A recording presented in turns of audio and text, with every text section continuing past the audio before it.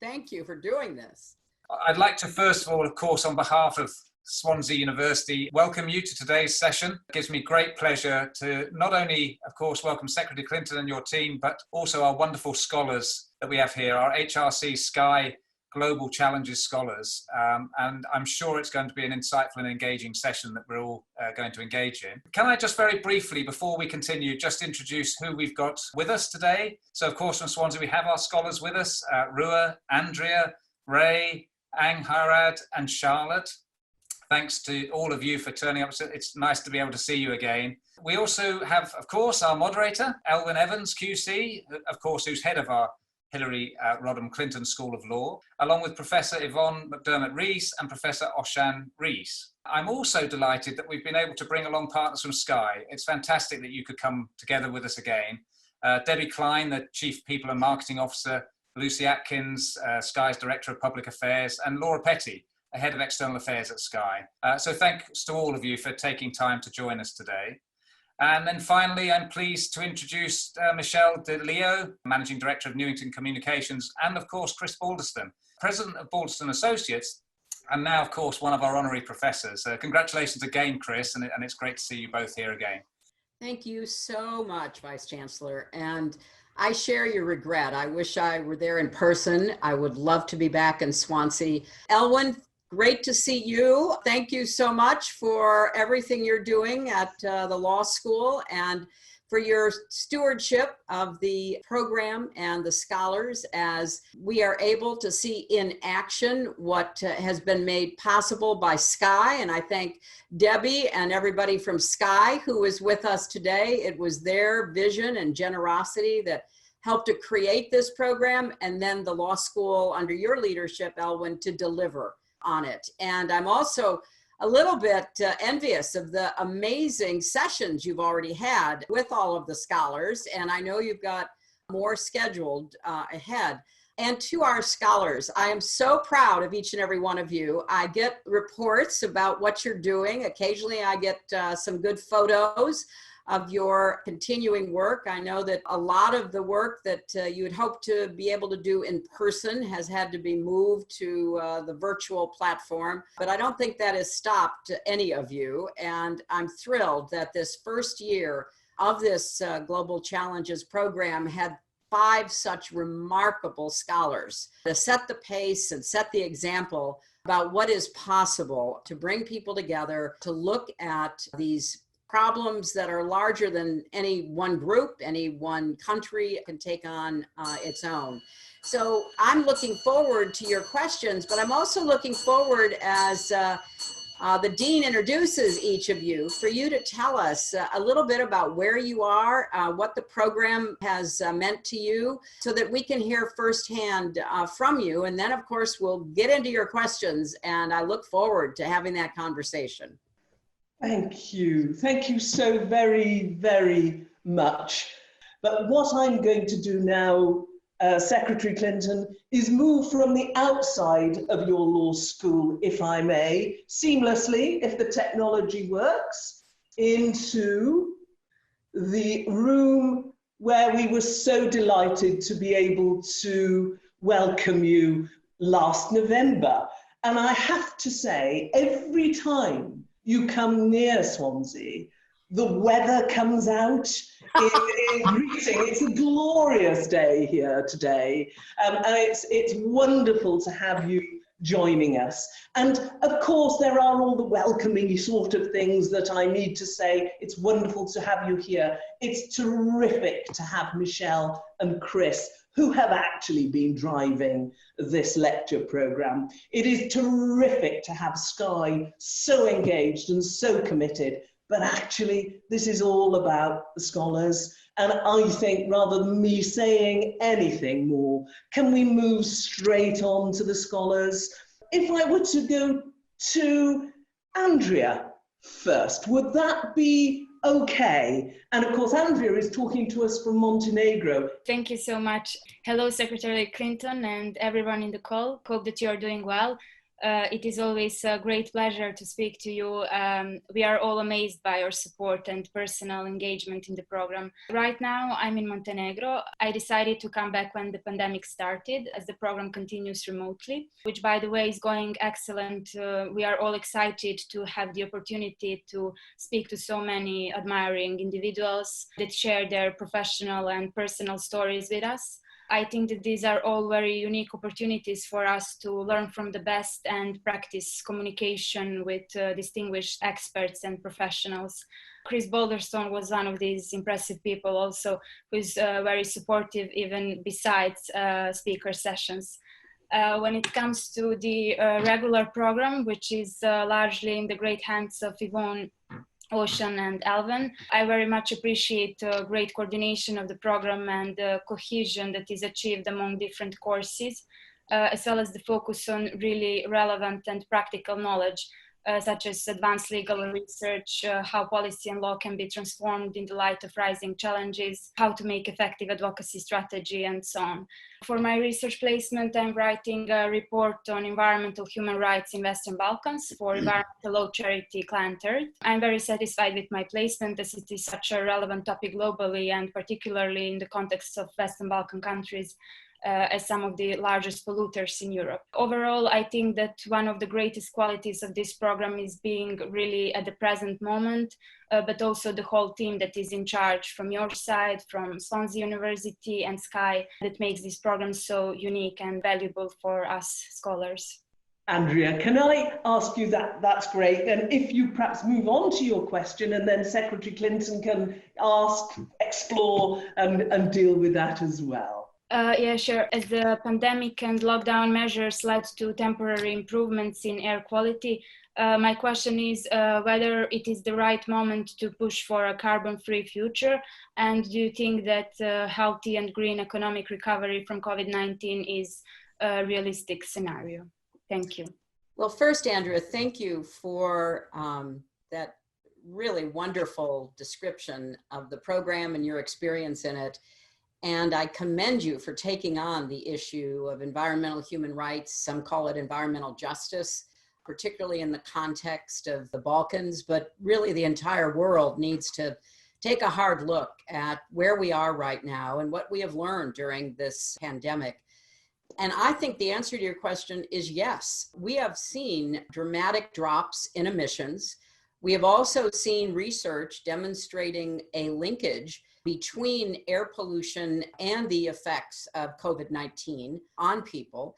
That is not news to those who study respiratory effects from pollution and contamination.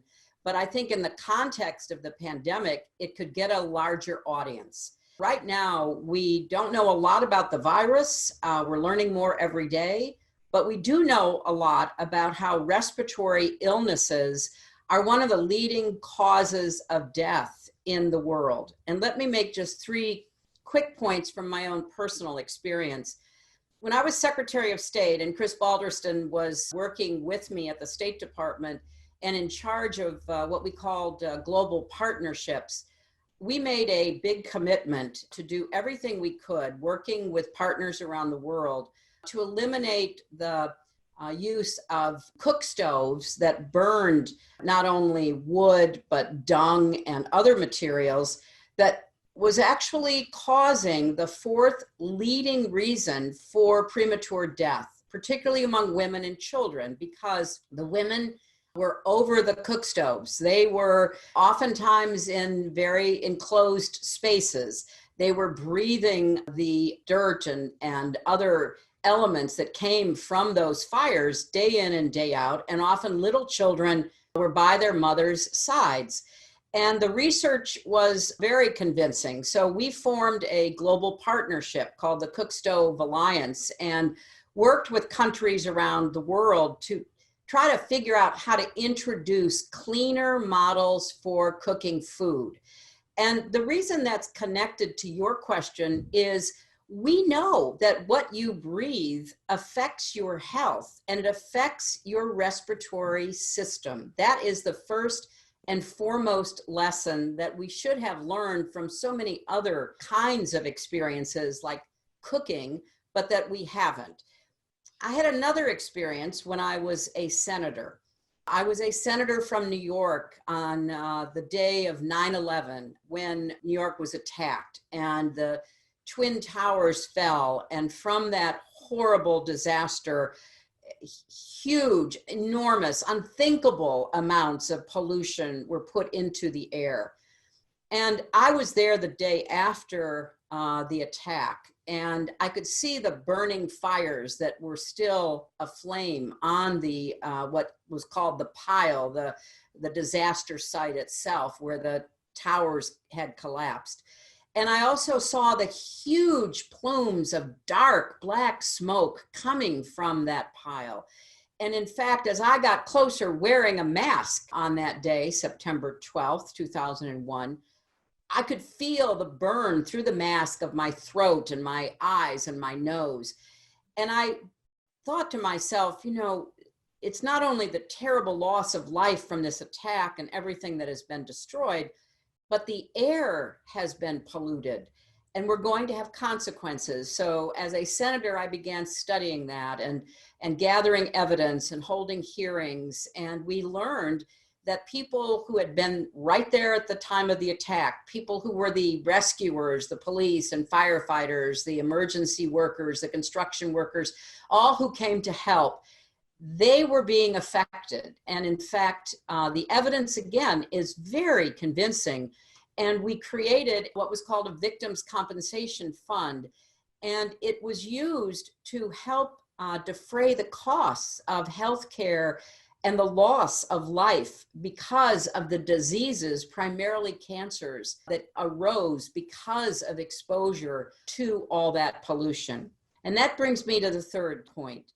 What we've seen around the world in these last months with COVID-19 is the clearing up of the atmosphere in places that were historically quite polluted, in India, China, the Balkans, other places where the continuing use of fossil fuels has cast a pall over communities. And the combination of carbon dioxide, of methane, of other gases, pollutants, of smog and soot and everything that conspires together to affect one's lungs had been diminished. I think it is an important time to try to make the case that we have a lot of challenges in the world, the global challenges that we could list through the program and even on this Zoom meeting today, our long ones. But disease, we now know, is near the front. And we also know that climate, air quality affects the impact on human beings of disease, makes them more vulnerable to something like COVID-19. But even in the absence of COVID-19, dealing with the respiratory effects, the unnecessary loss of life and disability that comes from the pollution that people are unfortunately subjected to, should serve as a real call to action. And one thing, Andrea, that might be worth checking with as you continue to do your research is whether the WHO is keeping track of these correlations, whether any other large research institution anywhere in the world is tracking the connection between pollution and the COVID-19, but also the lessening of respiratory illnesses of other kinds because of the lack of pollution. I think that work could be very important in helping you to make the case that, clean air, being able to breathe, are the most fundamental of human rights. And we should be doing more at the nation state level, in private business, and of course, globally, to try to deal with that.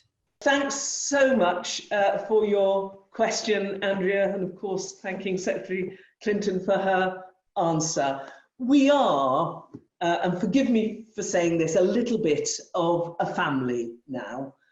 Because we have met a lot as the scholars who are terrific, as those who are supporting us, Chris and Michelle and Skye. And I can probably tease Chris a little bit because next I'm going to ask for Angharad to tell us a little about what she's been doing and to ask her question. I'm not quite sure Chris has mastered the word Angharad yet, but I keep on testing him. So Angharad, if we may, please. Thank you so much. Yeah, just to echo that, it has really become a family, and this course has become more than I could have ever have dreamt it to be. I mean, it seemed incredible at the start anyway, because of the incredible group of people around it and it being in Swansea, but it's exceeded every expectation, and we've felt your support through every step of the way. And Chris has been an incredible person to voice that to us, and it never becomes less surreal every day, to be honest. I've been lucky enough to be looking at this subject of protecting children online from so many perspectives through this course. Guy have been incredible in supporting me and involving me in their online harms project, which has been so interesting to see how a company as big as Sky kind of tackles an enormous global issue such as that. I've also been able to work with researchers in Swansea University looking at Home Office policy, and I really feel that good things can really come from my little involvement, which is, you know, so incredible, and I'm so lucky to have had that involvement. And I've also been able to just work with some local school children and involving them in some research that I've been doing, asking children their own opinion on how to protect them best online.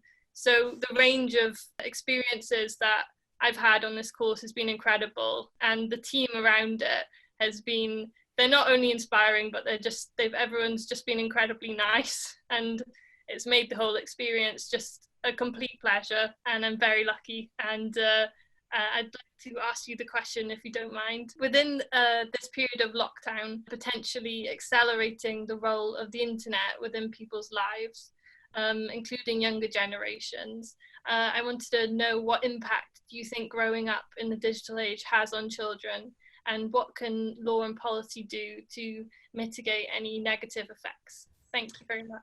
Oh, well, thank you. And as I think I said when we first met together, the subject you've chosen is incredibly important and so timely. And I was thrilled to see that you had a chance to actually be at Sky and work with some of their experts and try to exchange ideas to support the online efforts they are undertaking. So it's one of those perfect matchups, and I'm thrilled that you have continued to focus on this. And I love hearing if you have anything to add afterwards about the children that you are using in your research. I'm seeing this firsthand now because I have a 5-year-old granddaughter, a 3-year-old grandson, and a 10-month-old grandson. But the two older ones, who have been out of their preschool programs for months now, are totally engaged online.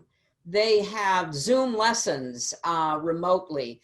Every morning, their preschool teachers have something for them to learn about or do. Everything from learning about an animal to making banana bread. They are so engaged, and they are so naturally digital natives. I can just watch them and see how easy it is for them to understand the machinery, whether it's a phone or an iPad.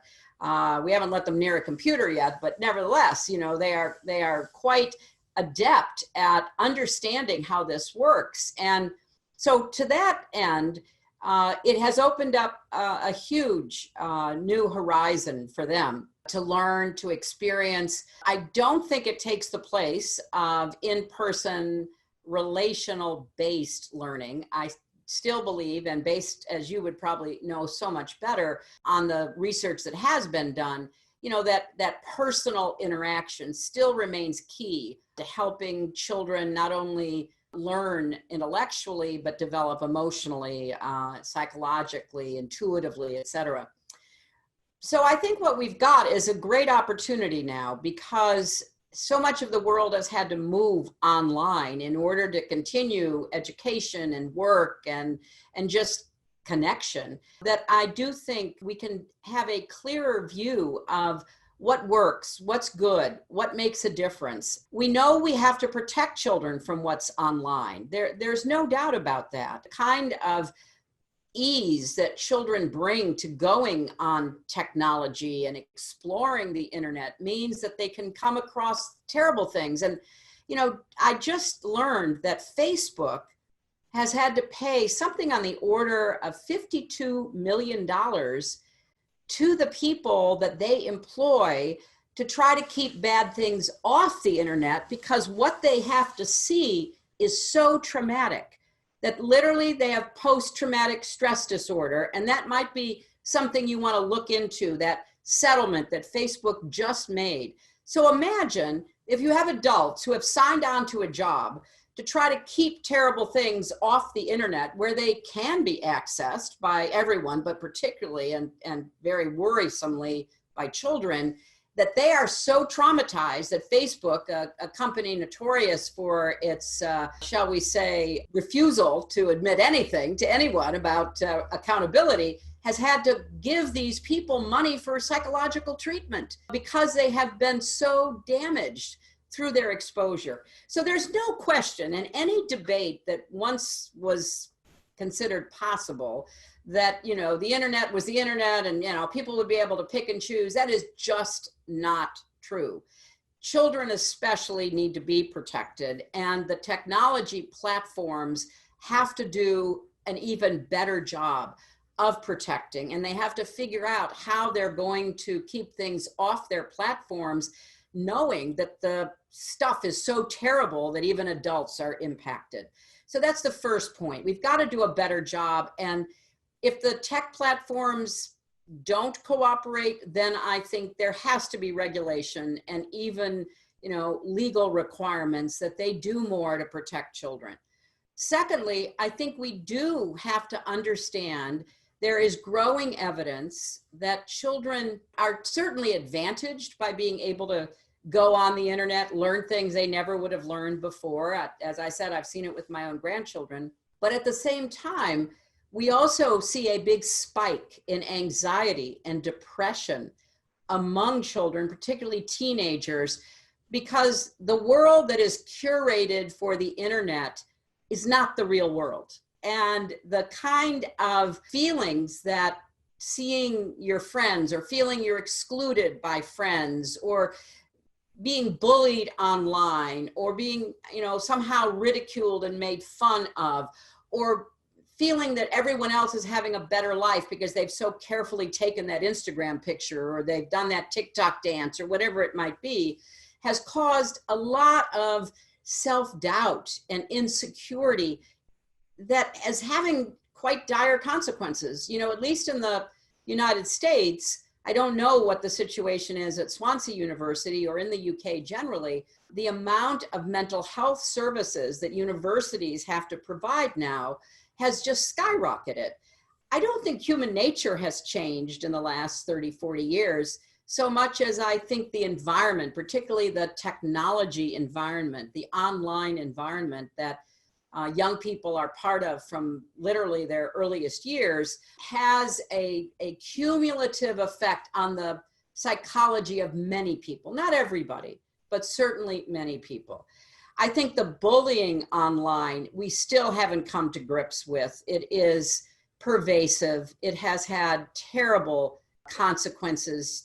Young children in our country have killed themselves over being bullied. Some of them have been outed because they were LGBTQ children, and they've been held up to ridicule and contempt and have taken their own lives. So we still don't know how best to get what is good about the internet and try to diminish the ill effects. But research like yours, trying different things, warning signals, the kind of online mental health treatment that could maybe balance off some of the negative exposures that kids have.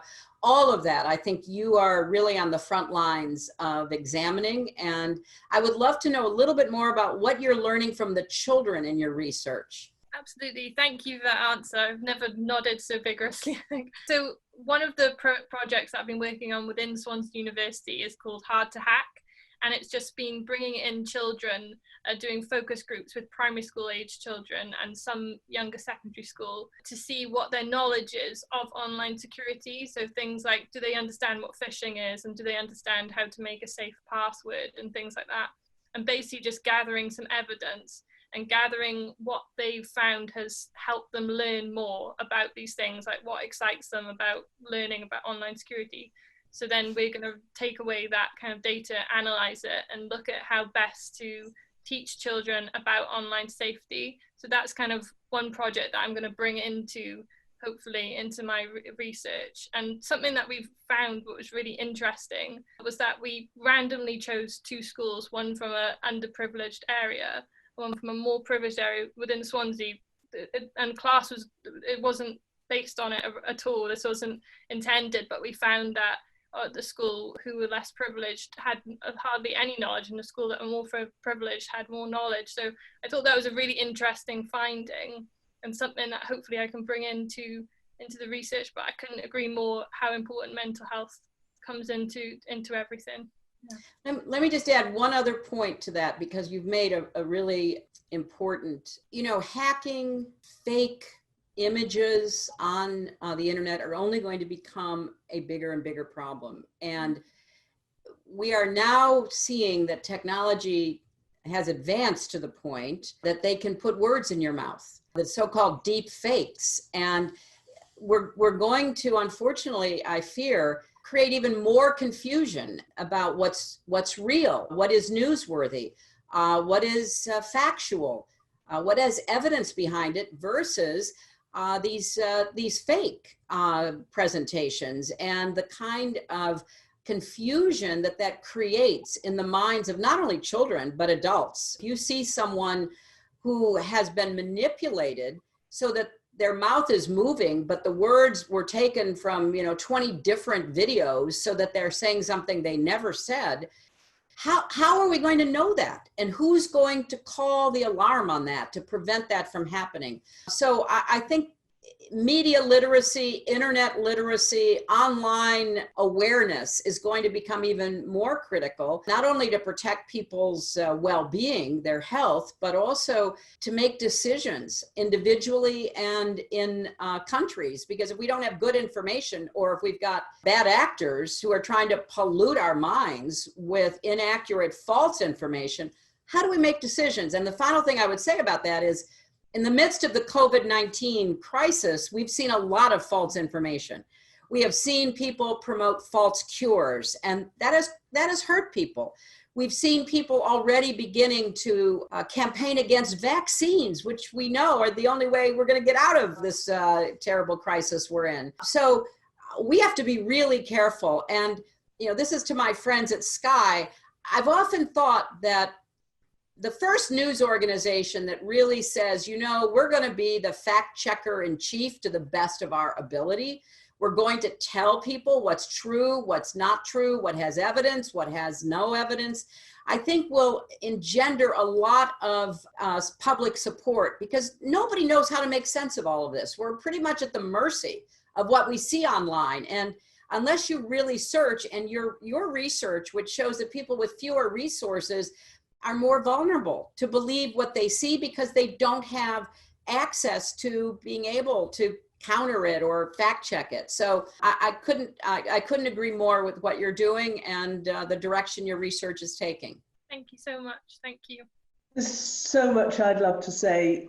Every time we hear you, Secretary Clinton, we realize why it is such a fantastic opportunity. The breadth of your knowledge, skill, and analysis from banana bread onwards is just awesome.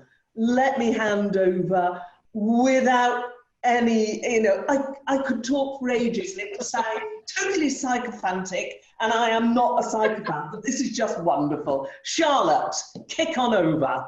Where are you? Yes. Thank you, Elwyn. Thank you. Hello, Secretary Clinton and all. Thank you very much for speaking with us today.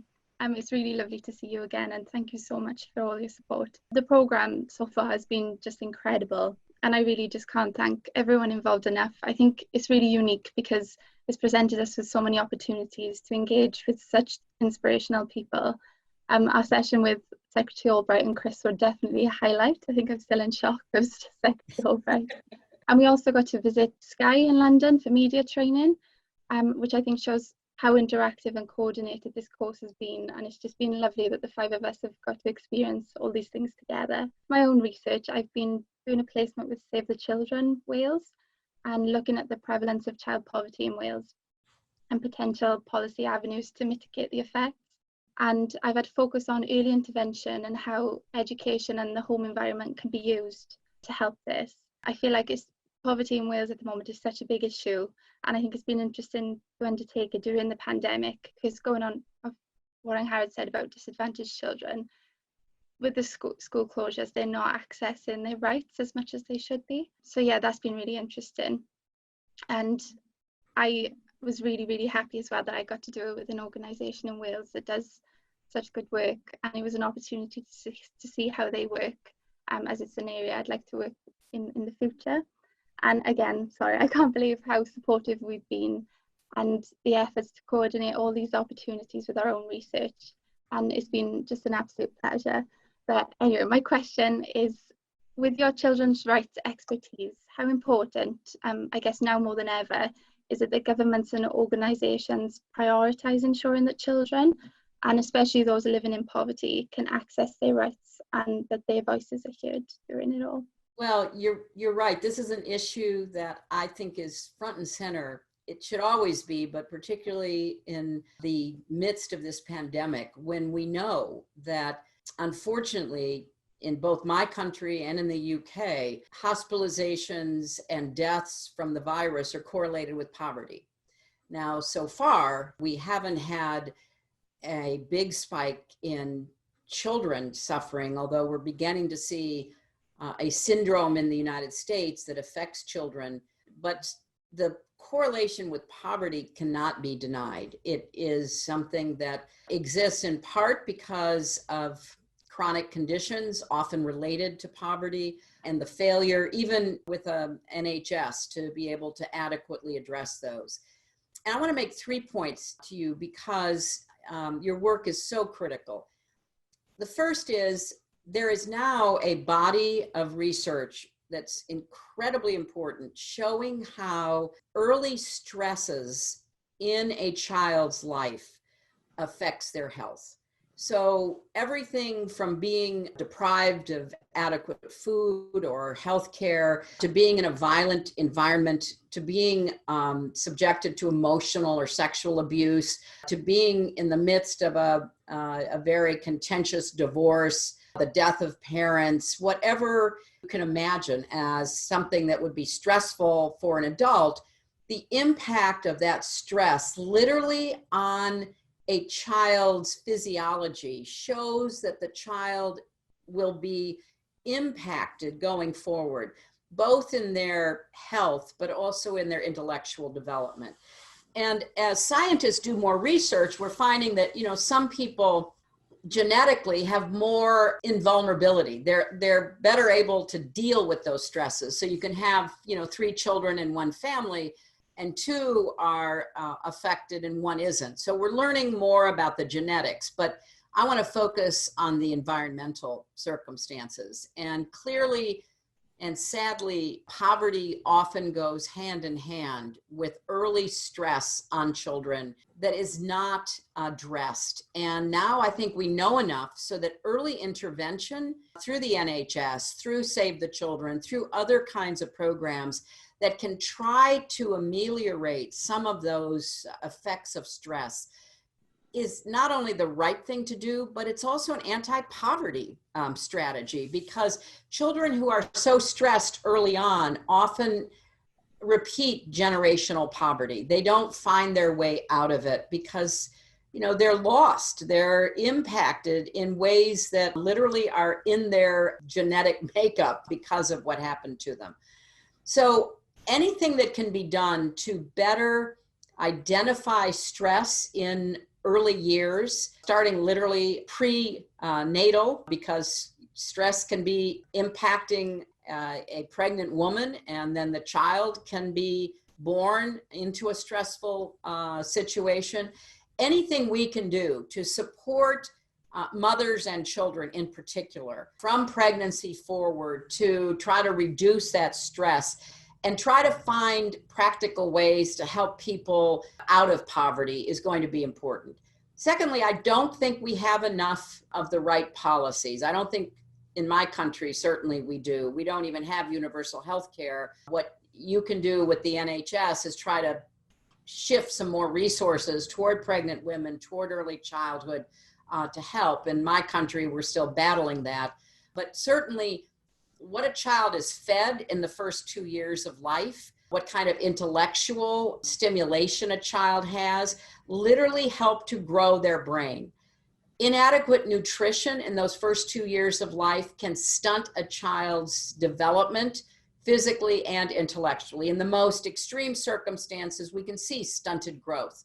But even in developed countries, places like Wales, places like the United States, the failure to adequately provide nutrition can have an impact. And then we know that the brain has to be fed. So we have a program that is run out of the Clinton Foundation called Too Small to Fail. And it's a program to encourage the adults in a baby's life, literally starting in infancy, to read, talk, and sing to that baby, to help build brain connections, because most of the vocabulary that a child will acquire during life is acquired by the age of 5. And if you don't hear words, if you don't interact with words, if you don't have caregivers who are, looking at you and talking to you or reading or singing to you, the brain doesn't gather that, that ammunition, that nutrition that it needs. And television is not a substitute, and the computer is not a substitute. The screen is not a substitute. The brain really grows most effectively because of the personal connection. So programs like Save the Children, or the program that I mentioned, Too Small to Fail, getting into homes early and helping to persuade the adults that talking to a baby makes sense really does matter. I've been doing this work, as you say, for many, many years. And when I first started out, so many adults would say, well, why would I talk to her? She can't talk back. Or why would I read to her? She doesn't know what I'm saying. And they didn't understand how that connection would literally put their child on a better path educationally. But then finally, look, the best way to deal with poverty is to provide financial resources and to provide access to necessary resources like good, safe housing, adequate, nutritious food, a good job for the adults in a family. We've got to rethink how we're going to support children and families. And, we're starting to debate that finally in my country about whether we should be doing more on child allowances, on universal basic income, because it really does make a difference. We know that. We've seen programs in Brazil and Finland, other places where, providing funding in return for certain benchmarks, like, for example, bringing your child to well baby checkups, vaccinating your children, enrolling your child in a preschool program or a reading program, whatever the benchmarks might be, and paying for that, helping to change behaviors, open up awareness about what really works to prepare children to be more productive. And so I think it's a combination of what happens before birth, what happens in the home after birth, what happens with health and education. But you can't leave out the importance of some kind of financial base. Right now in our country, because of the way we set up how we're dealing with unemployment, we have, tens of millions of people unemployed, and you multiply that by the families that those employed people have been supporting. I think it is probably at the 100 million. I think at least a third of our country is directly affected by unemployment. And our system for getting money into the hands of people is haphazard. It isn't working. We have people in line to get food. We have cars waiting for miles to pull up to get a bag of food. We have seen starkly all the inequalities that were always there, but which this virus has unmasked. So your work, there's nothing more important than helping to lift children out of poverty. There's a lot of research about what works and what doesn't work, what needs to be improved, but it has to be a partnership. It has to be a partnership between governments that provide some base level of support, between businesses that recognize their employees have children and how to best support them in giving those children a good start, and the not-for-profit and faith communities that should be filling in a lot of the gaps. Thank you so very much. And I move on rapidly, if I may, to Rua, please. Hi, Rua. Hello, Secretary Clinton. Hello. So much for this opportunity to speak with you again and to see you. It's such an honor. Well, the program has been amazing, and it has been what I expected, and it has also gone beyond what I expected when I joined. And I'm quite grateful for all the support. I'm really grateful for the opportunity to learn and also the opportunity to grow. I think for me personally, it has been an opportunity to learn and then learn so many things, but also to expand my horizons and learn about things that I would not have had the opportunity had it been me back working in Zimbabwe.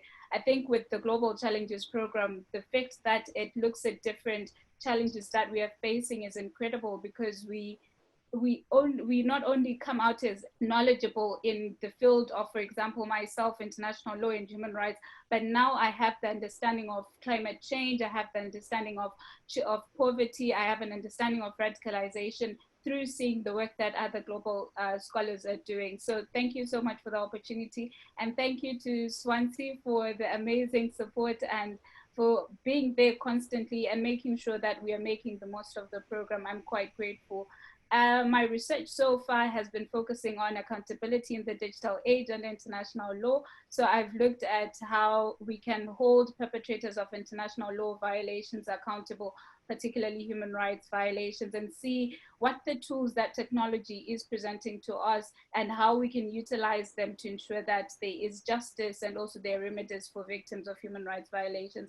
And it's been incredible. I have learned so much. I'm also quite grateful to the Global Legal Action Network, who have worked with me and have shown me what I didn't know about technology, have introduced me to areas that I had no idea. I am a trained lawyer, but now I can say that I'm a fanatic of technology. So I'm quite grateful to be able to merge those areas and also see my role in it and how I can utilize it in my work. I think one of the things that has hit all of us is the ongoing pandemic, and it has also got us thinking about how our respective fields and our respective contributions fit within, and also how we can be part of the solution to the current problems that are going on. And through this program, being able to learn how to be a critical thinker, being able to learn how to think strategically has been quite helpful, and also to be able to make an impact has really gone a long way in terms of us being able to be part of different platforms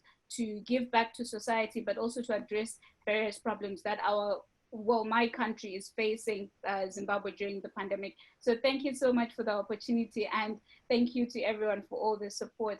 My question to you is that, as you know, I have focused on understanding accountability for international law violations during this digital age. And I would want to know that from your experiences, what are the critical issues that you think arise when we look at justice delivery and the role that technology now plays globally? That's such a great question, because I think your research is really on the front lines of trying to figure this out. What we've seen over the last several years is both how technology can protect and enhance human rights, and how technology can be used to squash human rights and any kind of opposition that is evident online. So let's take both sides of that, because I think you have to try to figure out how you're going to promote the enhancement, the role that technology can play, and what we can do to try to limit the use of technology, particularly by national governments to suppress, assembly and free thought and religious freedom and all of the issues that are on the front lines. So with respect to the positive, there's no doubt that technology has connected people in doing human rights work.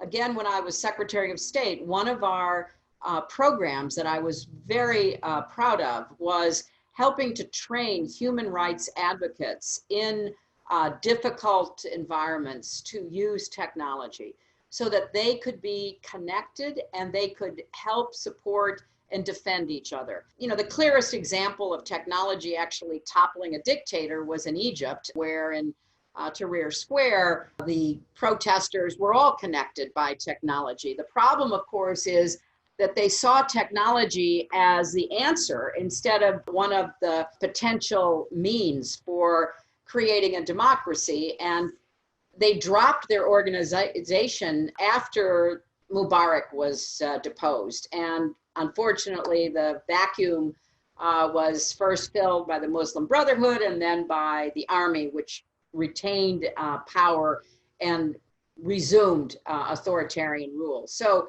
one has to be thoughtful about using technology to engage in political protest. But our thinking in the State Department was we could connect people up, and we could also teach them some tricks to protect themselves from hacking, from being tracked down, some on and off switches, if you will, to destroy their information so that it wouldn't be obtained by dictatorial or oppressive governments. We also know that technology, particularly the cell phone, has been a great disclosure device because people take pictures on their cell phone of government abuse, whether it's police actions or paid agent provocateurs who are paid by the government to infiltrate groups and try to disrupt them. We know that if you can get the phone in a position to record what is happening, it can bring about public awareness that then can provide pressure on governments. We've seen that particularly in our country with police abuses, where the police have been photographed, videographed, abusing people, and their abuse would never have come to light if technology had not been available and been used. So connecting people, protecting people, disclosing human rights abuses, I think all of that has been particularly positive for the advancement of human rights. I also think that the online community in general has been very quick to try to intervene to protect people who would otherwise be unknown, who have stood up for women's rights or LGBTQ rights or the right to politically protest and all of that we know has gone on. So I think on balance, technology has proven to be quite positive in both helping to define, advance, and protect human rights. However, we know that governments want to control, too many governments want to control what is happening. And too many governments have utilized technology to engage in surveillance of their people, literally to watch what they're doing on a regular basis. Some surveillance is obviously acceptable to track down crimes or to follow up on misdeeds of whatever kind. But some countries are taking that to an extreme. China right now is developing an all-pervasive surveillance state. Cameras are everywhere. People in the government are watching everything to the point that people are being, quote, rewarded for doing good things. And how does the government know they're doing good things? Like helping a blind woman cross the street, because they are watching 24/7. As we saw in dystopian novels like 1984 or Brave New World, they are creating a surveillance state using technology. And it won't be just to reward the man who helped the blind lady across the street. It will be to punish people who step out of line, who express anti-government opinions. And China may be on the forefront of that, but other countries are using technology now to watch. And what are they watching for? They're watching for any opposition. They're watching for any protest. They're watching for any organizing that might threaten their power. So I think the jury, as I say as a recovering lawyer, the jury is out as to which side of this equation is really going to prevail. And I think there needs to be global efforts underway for treaties to try to limit surveillance. Now, some people are very cynical and they say, well, what good are treaties? Well, we're living in a cynical time, but forcing people to sign up or refuse to sign, whether it's the Paris Agreement on climate change or the global agreement that was entered into more than 50 years ago to protect the Antarctica. There are so many important global agreements that come because people know they have to get together to try to protect certain valuable common interests. And one of our common interests should be the protection of human rights. So I wish that there could be this kind of global effort. You know, I'm not sure the Chinese government would abide by a treaty which said, you know, we don't think that you should be watching everything people do 24/7. But the fact of such a treaty would make a difference. And I want to give you an example for your research. There was something done during the Cold War in the middle of the 1970s called the Helsinki Accords. Now, the Helsinki Accords was an agreement to protect human rights. And the Soviet Union actually signed on to it. And I suppose they had their own reasons for signing on to it. But what it did was to give support, encouragement, and literally a real basis for complaining to human rights activists who were then behind what we called the Iron Curtain in Eastern Europe and in the rest of the Soviet Union.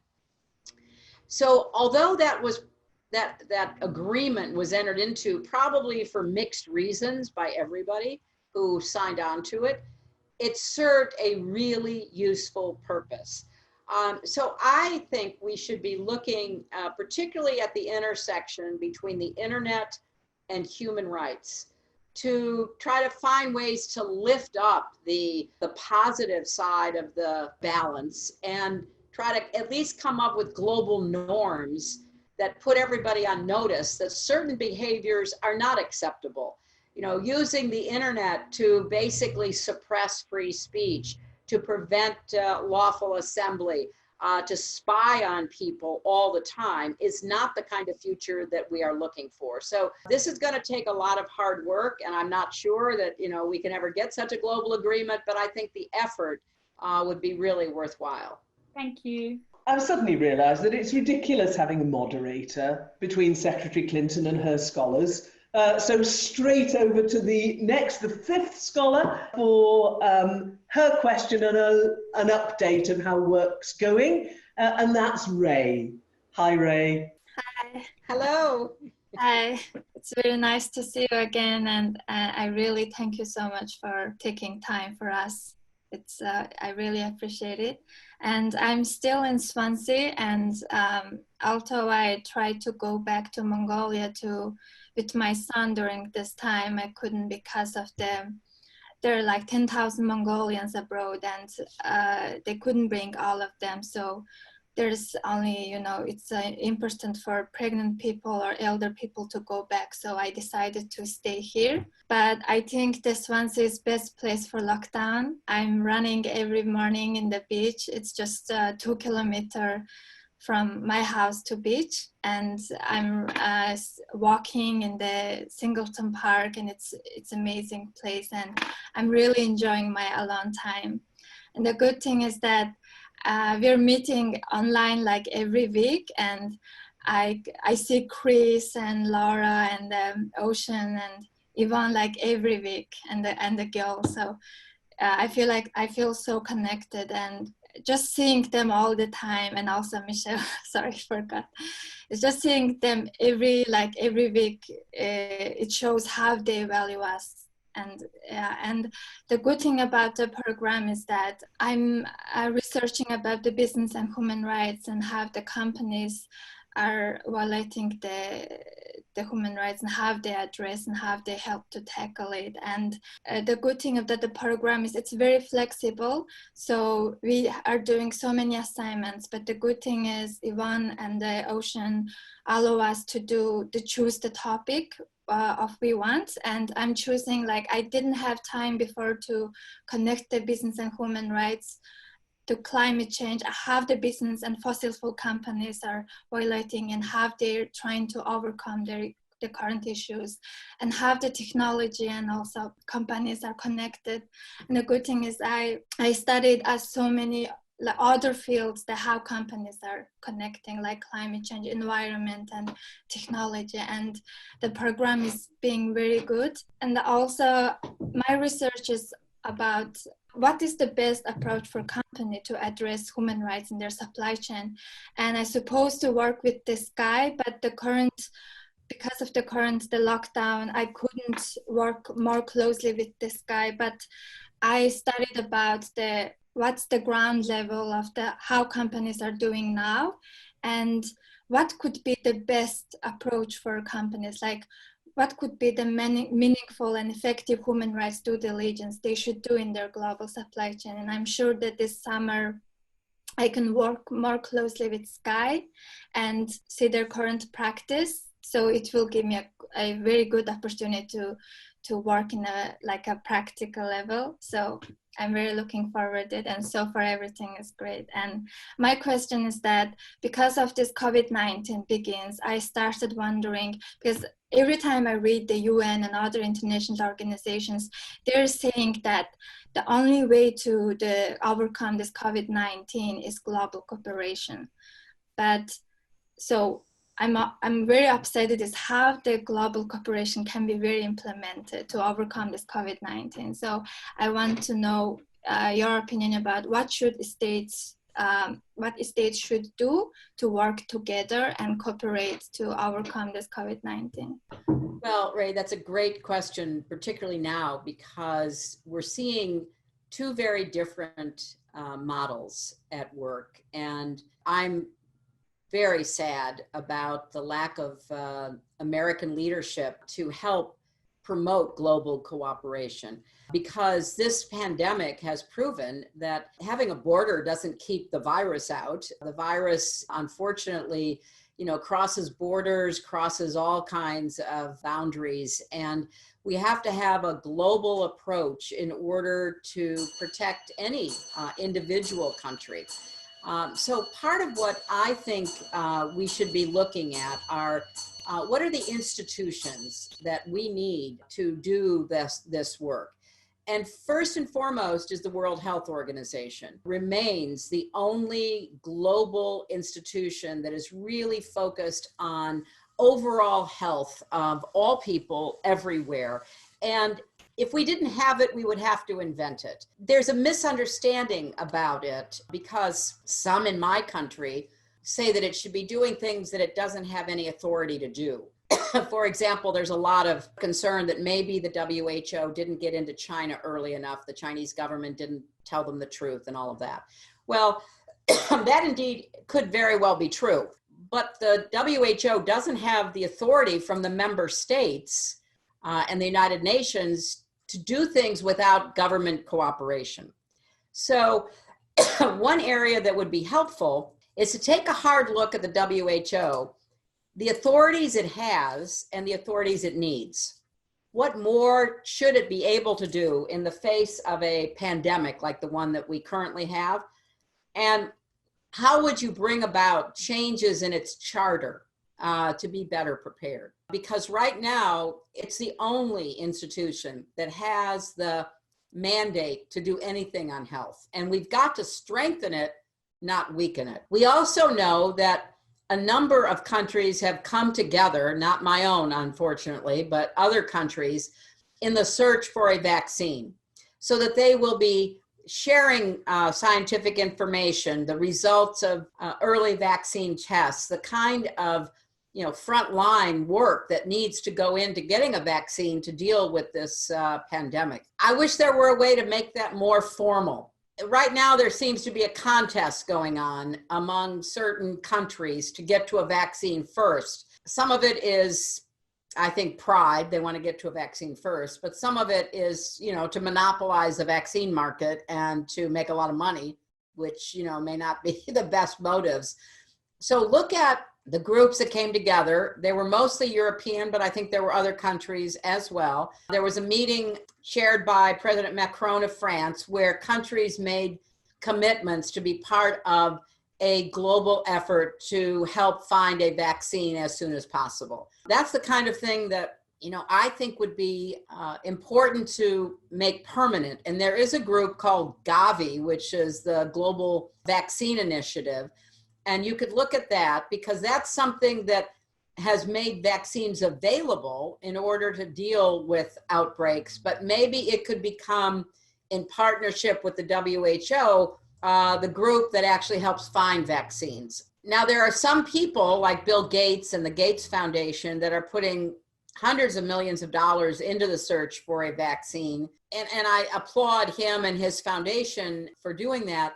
But I think we also need to keep our focus on a global effort. And I'm particularly concerned about what happens in poor and developing countries when a vaccine is developed. We're going to have to make it available free of cost to a lot of countries. So who is going to fund that? How are we going to get the resources to do that? That's where Gavi comes in, because that's what they've been doing, but they're going to need more financial support.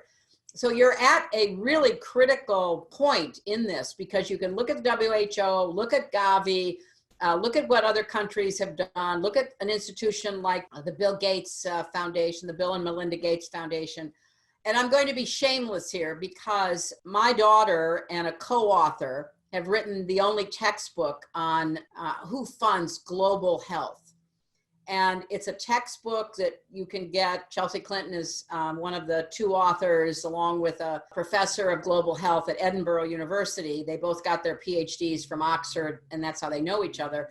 And that can give you some guidance as to what was happening before the pandemic that you then can draw from to build on your recommendations going forward. Thank you so very, very much. We are incredibly proud of our 5 Clinton scholars. But of course, it couldn't be possible without Sky and their amazing commitment to this program. And I just wondered whether, Debbie, you might like to say anything to this family of friends, really. Thank you, Alwyn, and thank you, Secretary Clinton. It's just terrific to spend this hour with you, and the scholars are so lucky to have you, and so are we. We've loved the start of this partnership. We loved having the scholars come to the Sky campus back in the days when we were able to shake hands and hug each other, and they did wonderful communications and media training with us, and we're really enjoying it, and we're very proud to be part of what it's turning into. And as Alwyn quite rightly said, it really is a family, and it feels like we've created something very special together, all thanks to you. And we're even more excited to be heading into our 2nd year of partnership. So as you know, the dream team of Laura and Lucy have been talking to Alwyn about how we get going with that with our 2nd cohort, which is very exciting for us. So we're delighted to support for a 2nd year. Your insights today have been amazing, really spot on. And just, the way that you're able to bring your vast experience to bear for our scholars to, have that insight and on a 1-to-1, well, actually a 12-to-1 basis, but very, very intimate. So thank you. It's been a wonderful hour. Thank you, Alwyn, for brilliant facilitation and bringing us all together. Thank you. Thank you so much. Forgive me, President. Secretary Clinton. Oh, no, I was just going to thank Debbie and everyone at Sky. Please give my regards to Jeremy. I just love this partnership, and I really feel so lucky to, be part of it with you. So thank you very, very much. Thank you very much. Can I just squeeze just a little comment from you, Chris, because I cannot tell you, Secretary Clinton, how wonderful he is and what an important part of all of this he is. Well, I was well trained by Secretary Clinton, so I give her all of the credit. But Madam Secretary, I have to say, we've done many partnerships over the years, but this one has just been tremendous, from Skye to Swansea, and it has been such a treat to work with the 5 scholars. We've brought some of our network together. Madeleine Albright was just very funny, told them all about how you two kind of met and bonded, which was wonderful. And we're having Gina McCarthy next week to talk about climate change. She's now the head of NRDC, so she'll be great. But we're also, while we were on, Nick and I and Lona were going back and saying, we've got to connect Ray with this person in our network and Rua with that person. So I'm so proud to be a part of the Clinton Global Network that you have led us on all these years. But the only thing I would ask, leave us with an upbeat note. As these wonderful scholars go out into the world, I must say one of the things I learned from you is resilience. And I think about that constantly.